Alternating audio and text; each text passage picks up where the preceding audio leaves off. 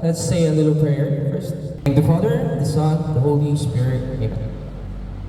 Let us all take a moment to pause and bow our heads in a prayer. Heavenly Father, we thank you for this beautiful evening and for bringing us all together to celebrate a truly special young woman as she steps in the new chapter of her life.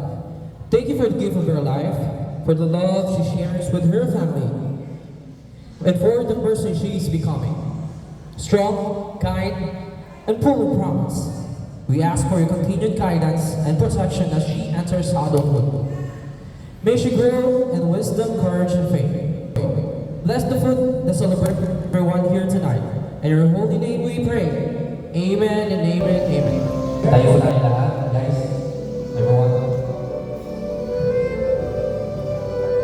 Let us welcome Mr. Jesse Galan and Maria Teresa Galan as proxy parents of our debutant. As they walk Mika to welcoming adulthood. Next is Mika's brother, Mikael Lotario. Guys, let's give them a round of applause. Next we have Mika's little sister, Trisha, who is already here. And everyone, let's welcome Mika.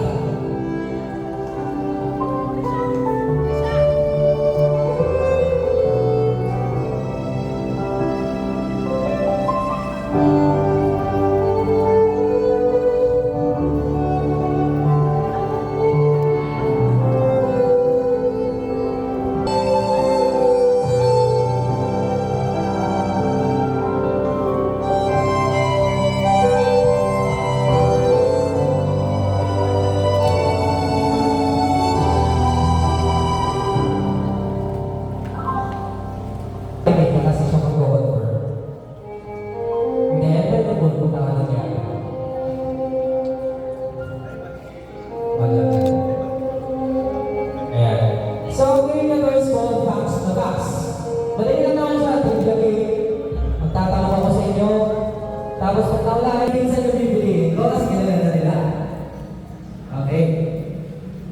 Yung first question natin guys, ano ang favorite food ni Mika?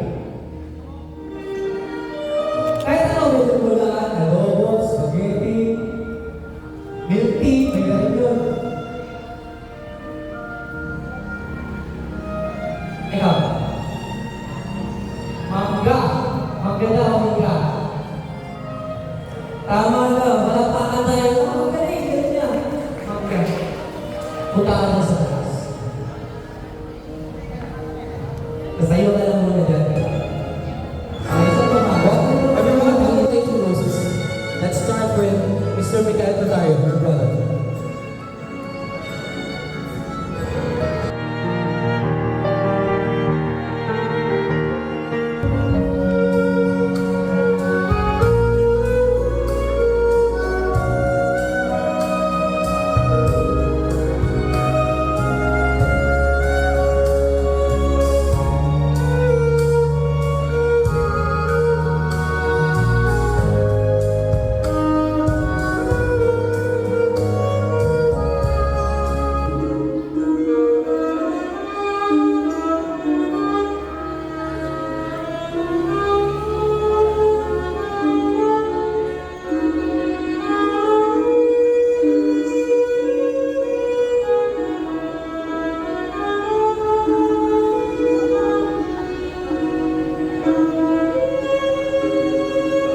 Thank you everyone. Pinapakan natin ang ating Lady Roses. Napakagaling naman ng mga young boys na to. Magaling sumayaw.